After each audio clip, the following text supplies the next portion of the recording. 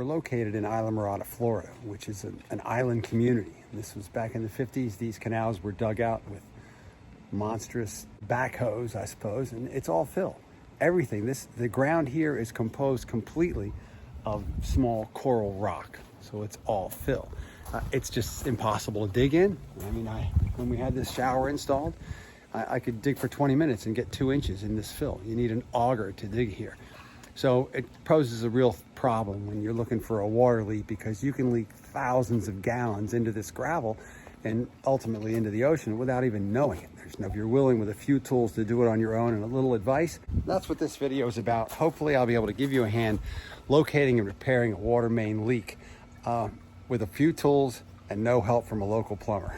Let's go get started. Once I got here and confirmed that I did have a leak, I found it. I shut the valve off at the house and went to the meter, and obviously the meter was still running, and the digital meters that we have gives you an average flow. And what I was looking at, it was 0.77 gallons per minute was the average flow I was getting when the meter was open and the household valve was shut off. So I knew somewhere in this 60 or 70 foot run, there was a leak somewhere underground. Now, when I first went online, YouTube, to look for other people who've had similar experiences and were introducing compressed air into a water line in order to find it, most of the ones I came across, they were in muddy, typical soil. You know, it was just muddy soil. So when they introduced air into the system, somewhere in the yard, between the pump, the meter or the pump in the house, you'd start to see a lot of muddy water boiling up with the air, which was great. Made it really easier for them, because it was probably a lot easier to dig up. But here, introducing air and water into the system, it disappeared into the fill rock and it couldn't be heard or seen. So I looked at other methods. Someone else, another plumber, told me, look, what you do is you find half the pipe, dig it up, insert a valve, shut it off, and use the process of elimination to narrow it down to a small area. But I don't have that luxury. To dig in this rock and with these roots, I may as well have hired a ditch digger or a bobcat to just put in a new line. It didn't work for me. So another option, which I see with leak detection companies, they use high sensitivity microphones. I thought, well, you know, a lot of them commercially available, they were over $1,000. So I looked for alternatives, and I found one, like I said, for $60. So once I got used to using it and I was willing to crawl on the ground and listen closely enough, I was able to narrow it down with very little digging at all to find that air bubbling up through the rock. And that thing was sensitive enough that I think that if you practice a little bit and you know what you're looking for, what you're listening for, mine was probably about 18 to 20 inches deep at 40 PSI coming out of that leak. I was able to hear that with that microphone. And so with similar soil, I guess with water, I'm not sure if water would have been more audible or air, but one plumber did tell me that when you introduce air and you cause bubbles, that's really going to make a difference. And I recorded a little bit of it here. When I uncovered some of it, there's a recording here that you'll get to see how the air and the water was spitting out of the stone. So you get a good sense of how it worked. But the microphone was definitely the way to go. Now, to give you just a little bit more information on this little Chinese microphone amplifier system that I ordered online, the unit itself is just this little amplifier, which is the unit you charge. It's got a couple of adjustments for sensitivity, plug in earphones or a set of headsets, and it's got an input for the microphone and the USB charger. Now, here is the microphone that I ended up using. It's considerably smaller than the ones I saw online, the commercially available units. As you can see, it's just a little bit bigger than my thumb. But this is the business end of it. And let me tell you, when you put this thing on and turn up the sensitivity, you touch that and you're gonna hear it. It's an interesting little thing. Now, this is another accessory that comes with it too, much smaller than others that I saw online.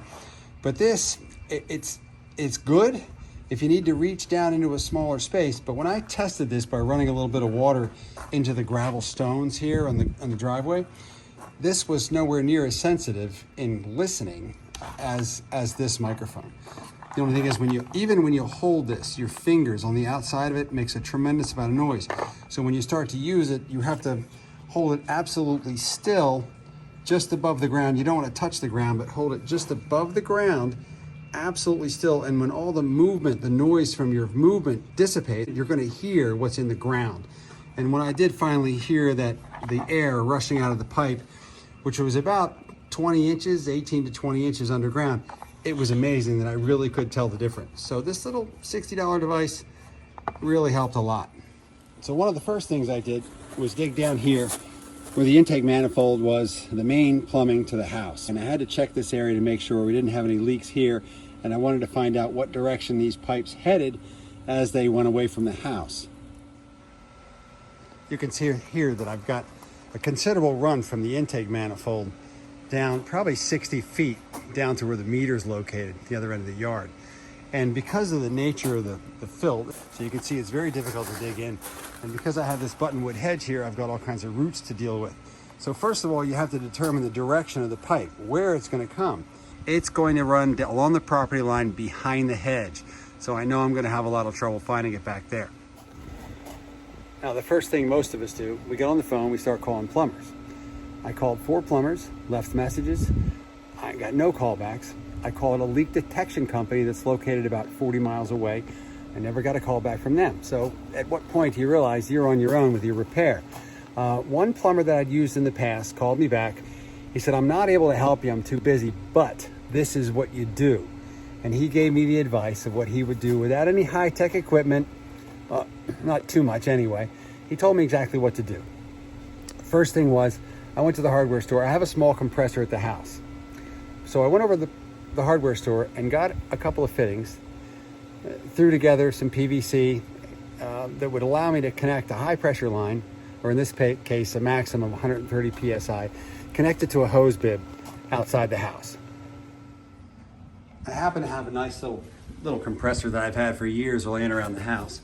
Unfortunately, this one has a separate pressure gauge for the tank and a pressure gauge for the line. This one's capable of 130 PSI, but we don't need anything near that. Although my plumber recommended I hit about 80 PSI when I was pushing air into the plumbing, mine was only able to get up to between 40 and 60 because the leak wouldn't allow it to get much higher than that. So all I did was connect the compressor, ran a line right out to the hose bib, which is right here. Connected this high pressure air line to that, opened up the hose bib, turned on the water supply. Everything was shut off in the house, so we didn't have to worry about air pressure going back up into the house. The air pressure went right down through the line, and it actually pushed water out toward the meter. When I hit about 40, 50 PSI, the leak stopped because the air pressure was pushing that much harder against the leak. So at some point down the line here, the air pressure stopped the water from leaking. The key was at this point, just finding out where the leak was. People that introduced air into the system, the soil they were dealing with was more muddy. It wasn't this kind of fill that we have that would absorb sound, water, and air. So most of the results you'd see when they put air in the system is a bubbling somewhere in the yard. You get water bubbling up through, which made it easy. I wasn't so lucky. When I started to introduce air into the system, somewhere along this entire stretch of gravel, nothing could be seen or heard because the line was probably 15 to 20 inches underground and it was in a mix of soil and rock. So I wasn't going to hear anything. After I dug around the manifold, the intake coming into the house, I came down to the meter because I have 2 meters here. The meter that was in question, the one that was leaking, what I did was I dug the supply line. I dug down deep enough just to see the supply line. I suspected it went straight under here and ended up under a bed over there where there was a palm tree. But fortunately, I dug right here and found out that the line comes out of the meter and takes a right turn right over here and runs up along the property line. So finding that right turn in there really gave me an idea of where the pipe ran. Because if I'd tried to follow it up here, it would have been a fruitless day or two of searching and I never would have found anything. But knowing the pipe came out here and took a 90-degree turn over by the property line led me to where the broken pipe is right over there. Now I did take that microphone with my hands and knees and I scanned this entire area in and around these roots. I didn't hear anything. I concentrated around the roots thinking that would be where the problem was with the pipe. But all the way down there I didn't hear anything until I got into this section where I began to, once I got used to the microphone and how it worked, it was so sensitive, you have to learn that it's making a lot of noise you're not familiar with. But once I got it settled in the right spot, I heard a definite hissing of the air underground. So that little $60 microphone really paid for itself today. Right under this buttonwood hedge, I was able to hear just the slightest sound of hissing on this little microphone. This little microphone saved me today. No doubt. I found a little spot here. I overturned a rock, stuck a microphone in the rock, and it was very obvious I could hear air rushing out of this pipe.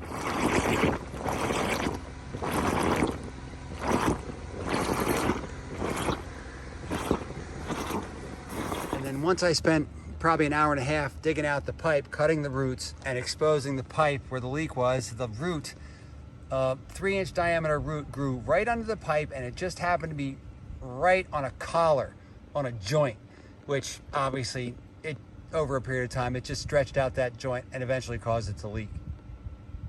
This is the joint. This root grew right under that joint and lifted it up just enough to split it and cause the leak. So once I was able to expose enough pipe, I cut this root out from under it. I cleared as much of an area around the repair as I could.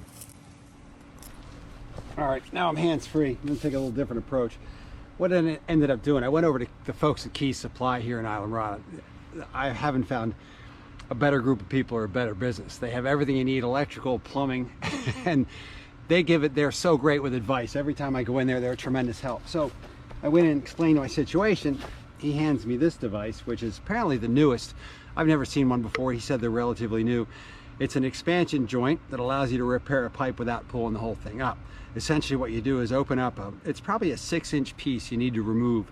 And then you're gonna glue this piece right onto your existing PVC, put a collar. You have to glue a collar onto this end, put the glue on the other end, and then expand this piece right in between your cut. And then in a matter of minutes, your repair's complete. He said this thing will last far longer than some of the other compression fittings because the rubber, the seals in them eventually give out. This apparently doesn't have that, so it's going to last a lot longer. Great piece. I don't think this costs more than $5. Now with this new repair piece and the collar that goes on the end, I'll glue that on before I get started.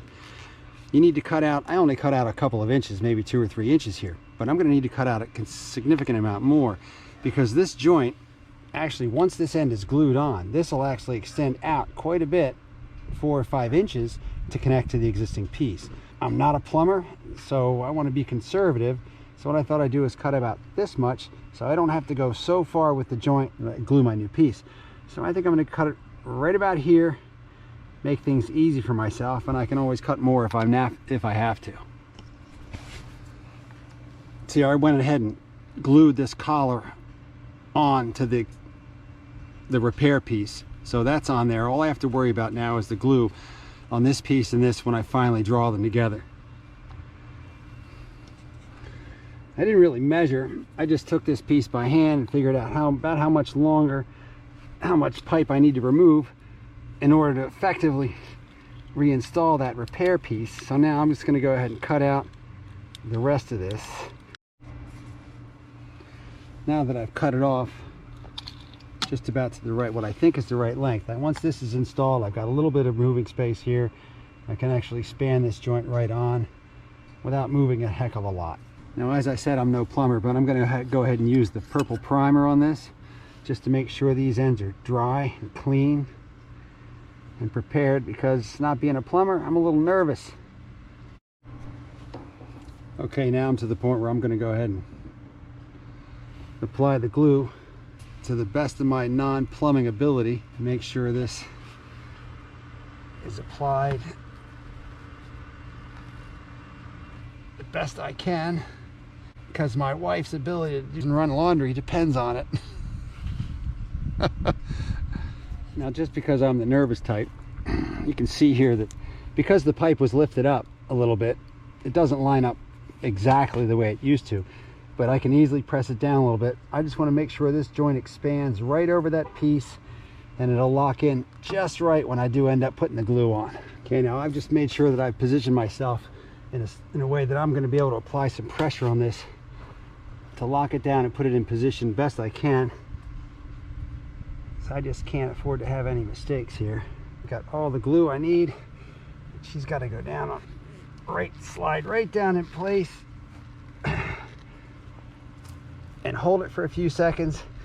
I don't know if you've ever noticed it. When PVC is really wet, you first slide it on, it has a tendency to move a little bit. So you've got to hold it down in place to make sure it's properly seated. Give it a little turn. You feel a lot of resistance. It's not going to move at this point. Now